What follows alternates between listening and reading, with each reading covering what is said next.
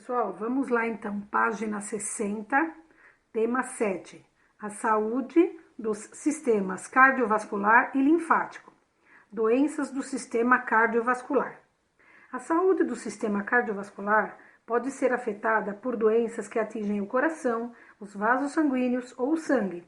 A aterosclerose, a leucemia e a hipertensão são algumas dessas doenças. Alguns fatores predispõem o organismo ao surgimento de distúrbios cardiovasculares.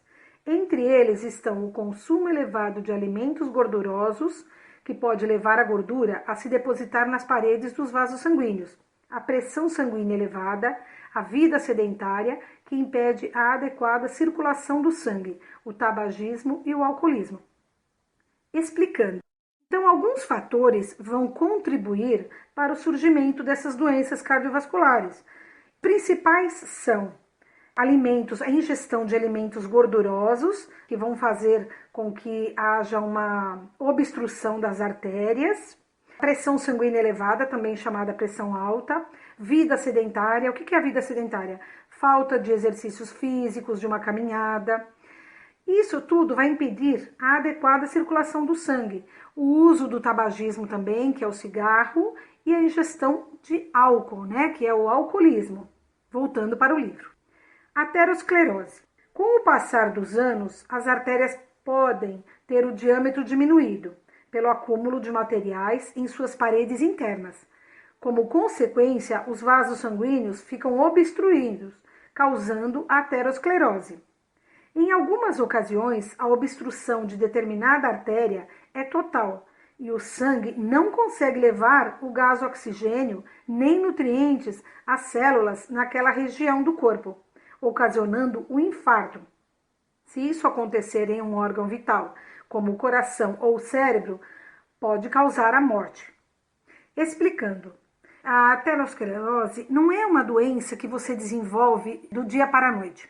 É uma doença que, com o passar dos anos, ela vai fazer com que as suas artérias elas fiquem com o seu diâmetro diminuído, devido ao acúmulo de gordura dentro delas. Comparo a uma pia. Quando você usa constantemente essa pia, então todo dia vai gordura para o encanamento.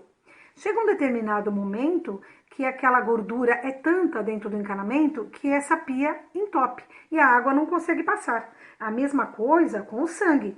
Se as artérias estiverem obstruídas pela gordura, o sangue não consegue passar. Com isso, o oxigênio não será levado às células de uma determinada região, ocasionando o que nós chamamos de infarto. Voltando para o livro, leucemia.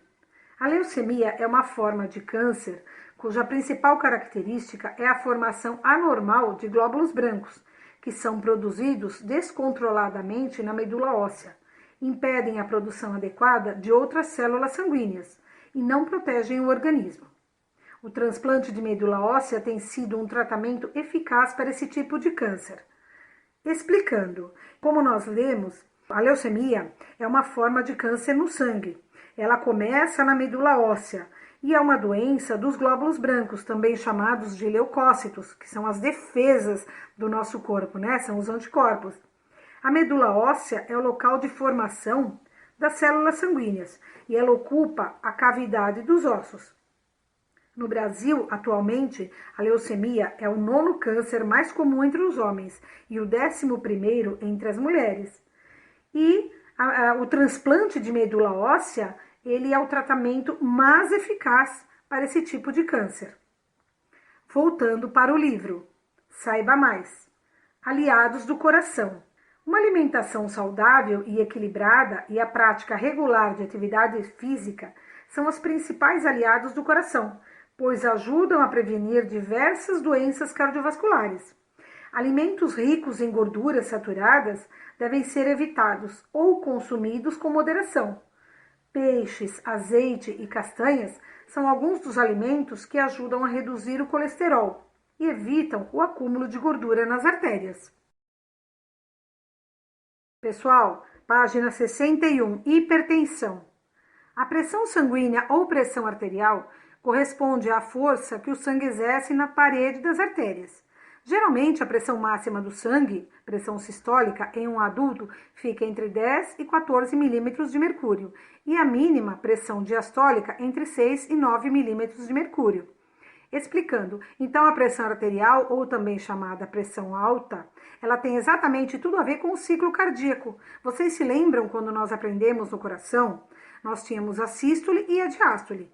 O que vem a ser a sístole? É o período de contração do músculo cardíaco. Daí o nome pressão sistólica. E a diástole é o período de relaxamento do músculo cardíaco. Daí a expressão pressão diastólica. Voltando para o livro. Quando uma pessoa sofre de hipertensão, conhecida por pressão alta, sua pressão máxima aumenta anormalmente. Essa situação pode ser esporádica ou permanente, ou seja, esporádica porque pode acontecer de vez em quando, provocada por algum problema, ou permanente, a pessoa vai conviver com essa pressão arterial alta. Isso põe em risco a saúde do paciente, pois nessas condições pode ocorrer a ruptura de artérias, ou seja, o rompimento dessas artérias. Doenças do sistema linfático. Filariose. A filariose, conhecida antigamente por elefantíase, é uma obstrução dos vasos linfáticos que afeta principalmente os membros inferiores e é causada por vermes parasitas, as filárias. O membro afetado fica inchado em razão do acúmulo excessivo de líquido, que não retorna à circulação sanguínea. As filárias são transmitidas pela picada de mosquitos contaminados do gênero Culex, que possui mais de 300 espécies. Explicando, então a filariose antigamente era chamada de elefantíase, porque devido à obstrução desses vasos linfáticos e ao acúmulo de líquido que não retorna à circulação, as pernas dessas pessoas e os pés, eles parecem verdadeiras patas de elefante, de tão inchadas, por isso o nome elefantíase. Continuando no livro, linfoma. O linfoma é um câncer, doença que as células perdem a função e passam a se reproduzir indiscriminadamente, que acomete as células do tecido linfático. Caracteriza-se por um rápido crescimento de um linfonodo ou de uma zona ou órgão linfático afetado. A pessoa apresenta apenas sintomas como febre e perda de massa corpórea. Explicando, o linfoma ele é uma outra espécie de câncer onde as células elas começam a se reproduzir sem controle e vão acometer o quê? Justamente as células do sistema linfático. Essa pessoa, além da febre e perda de massa corpórea, ou seja, emagrecimento, ela também vai apresentar o quê? Fadiga. Continuando no livro, angina tonsilar, amidalite. Quando as tonsilas palatinas, antigamente conhecidas como amígdalas, infeccionam, surge a angina, uma inflamação aguda na garganta, provocada principalmente por vírus ou bactérias. As tonsilas ficam maiores e com pontos brancos ou amarelos cheios de pus.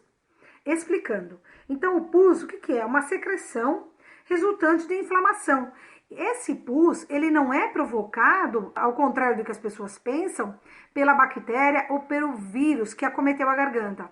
E sim, é uma forma de defesa do nosso corpo, dos nossos anticorpos, para tentarem expulsar esse vírus ou essa bactéria. Por isso a formação do pus. Continuando no livro.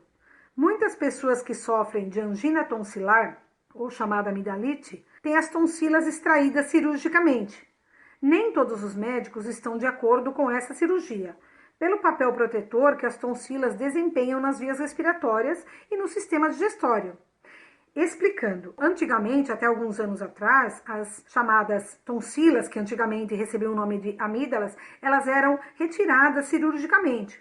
Quando os médicos viam que a criança ou mesmo o adulto começava a desenvolver muita infecção na garganta, eles faziam o quê? Retiravam essas amígdalas através de uma cirurgia. Hoje em dia, os médicos tentam preservar ao máximo as tonsilas, ou também antigamente chamadas amígdalas.